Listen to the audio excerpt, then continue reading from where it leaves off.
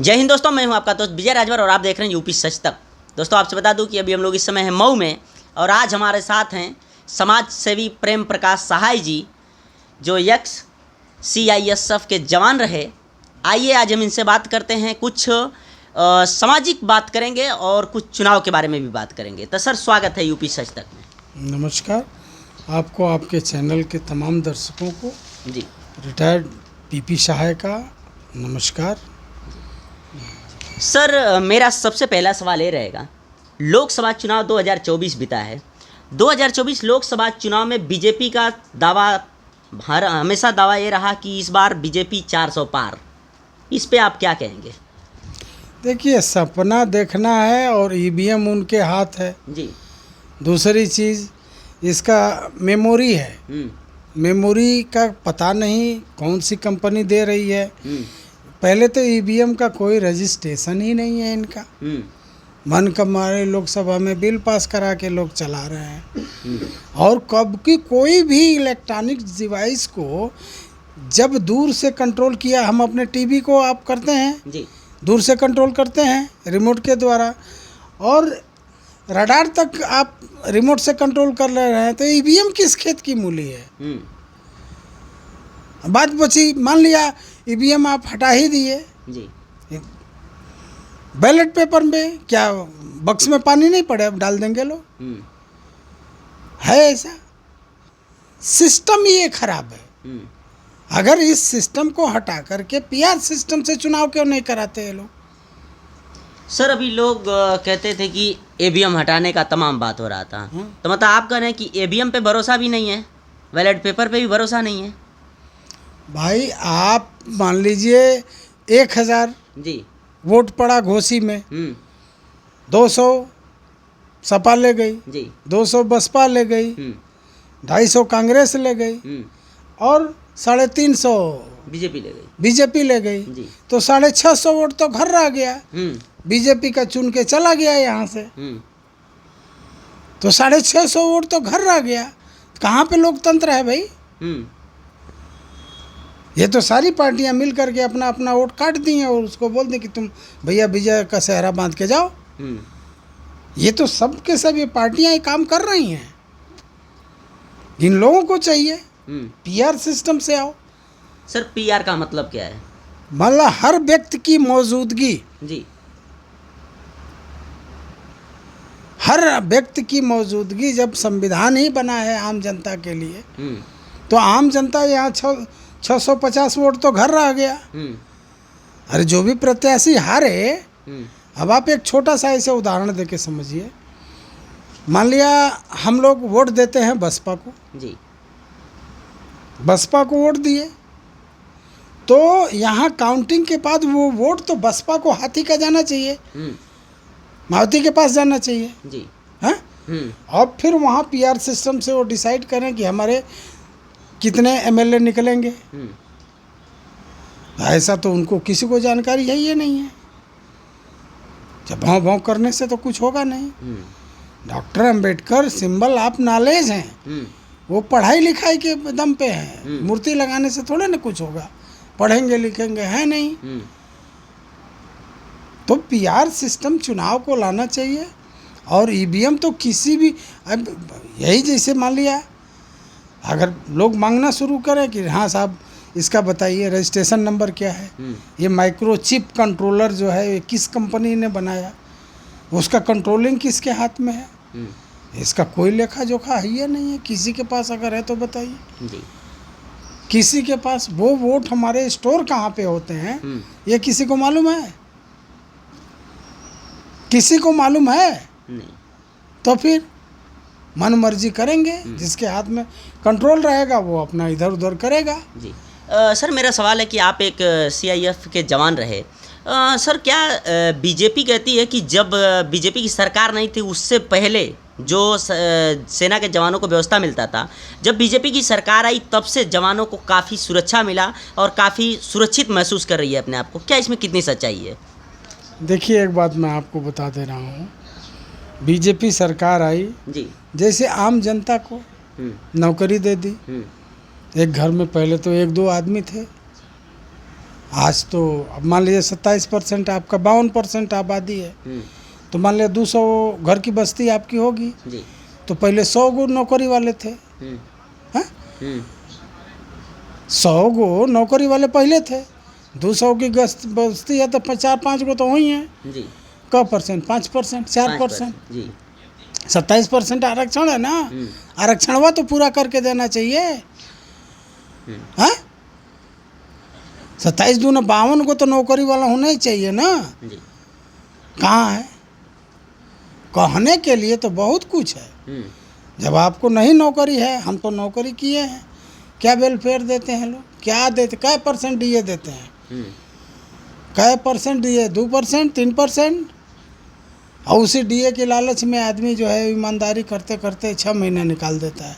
हम्म, क्या दिया, क्या दिया इस सरकार ने? जो नौकरियां थी आम आदमी, वर्कलोड जाके देखिए, 12 घंटा, 16 घंटा, 72 घंटा ड्यूटी करनी पड़ रही है लोगों को। हाँ, बम फटता है दिल्ली में, आसाम में जो हाई अलर्ट हो जाता है। हम्म। हाँ? कहने के लिए तो सब कर रहे हैं।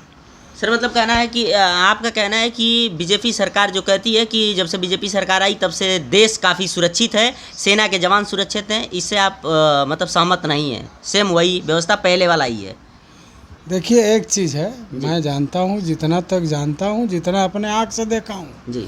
अगर विकास हुआ है हम्म, तो इनका जो सेंट्रल ऑफिस है हम्म, बसपा का, बीजेपी का, दिल्ली में जाके देखिए, एक मामूली बंगले टाइप का था, हम्म, अभी जाइए कितने तल्ले तैयार हो गए। हम्म, विकास तो इनका हुआ है, हम्म, नौकरियां तो आम जनता की गई है। हम्म, अमित शाह का लड़का है, कौन सी नौकरी करता है? मोदी के तो है ही नहीं है, हम्म, जोगी भैया के तो है ही नहीं है। हम्म, इन लोगों के पूंजीपतियों के लड़के कौन सी नौकरी करते हैं कि नौकरी में वेलफेयर करेंगे? हम्म, कहाँ से करते हैं ये बताइए? हम्म। सर मेरा ये अगला सवाल है कि हमारे देश के तमाम लोगों को अपने जो जब बच्चा पैदा होता है जिस दिन से, उसी दिन से उस बच्चे के ऊपर टैक्स लग जाता है। जो हम इतना टैक्स भरते हैं तो उस टैक्स का प्रॉफिट हमें किस हिसाब से होता है और होना चाहिए कि नहीं होना चाहिए? देखिए, अन्य तमाम देश जो हैं, जी। हम बात करते हैं एक देश की, चाइना की। हम्म, चाइना अपने जीडीपी का 35 से 40% विकास में खर्चा करता हम्म, है, अपने वहाँ की जनता को देता है, हम्म, जिसको बोलते हैं नागरिक के आय का अधिकार। जी।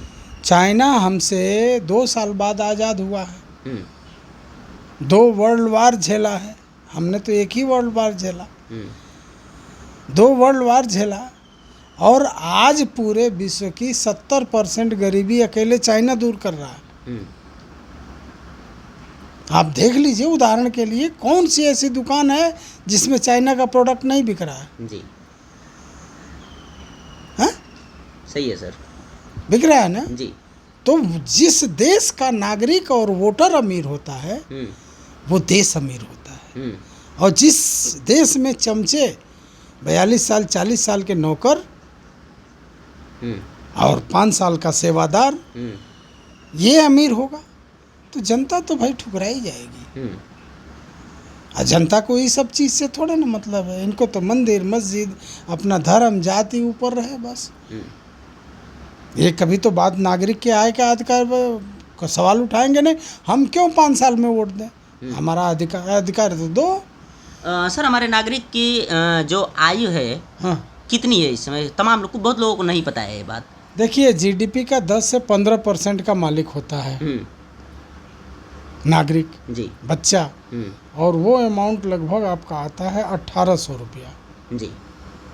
और 18 साल होने के बाद वो अमाउंट हो जाता है 2400 रुपया। अच्छा, जब ओटीआर बन जाता है तो। ओटीआर, और वो मरते दम तक। हम अगर यहाँ तो अभी, पहले तो हम लोगों के टाइम में बच्चा पैदा होता था तो शरीर ढकना, अब तो माँ के पेट में बच्चे ने जगह लिया, तभी से इंजेक्शन शुरू, टॉनिक शुरू, मरने के बाद 13ही 14ही में भी खिलाइए पिलाइए, फिर उसके पिंडदान में खिलाइए, हर साल मरने के बाद भी टैक्स दीजिए। ये कौन सा सिस्टम है भाई? न यहाँ देने वाले को कुछ शर्म है, न लेने वाले को शर्म है, क्योंकि वो भी उतना जानकार है, ये भी इतना जानकार है। बात तो कष्ट इस बात का होता है। अब आप देख लीजिए, आप 2 पैसा 1 पैसा टैक्स दे करके और ऑफिस में जाते हैं, जी, जबकि आप ही के टैक्स के द्वारा यहाँ जो भी ऑफिस में काम करते हैं उनकी सैलरी बनती है, और आप ही से उम्मीद लेखपाल लगाए रखेगा कि देबो तो फिर तन कुछ तो रिपोर्ट लगाई। तमाम ऐसे रैंक्स हैं, मैं 1-2 रैंक की बात नहीं कर रहा हूँ। बस समझ रहे, कहीं किसी ऑफिस में चले जाइए, बताइए मालिक से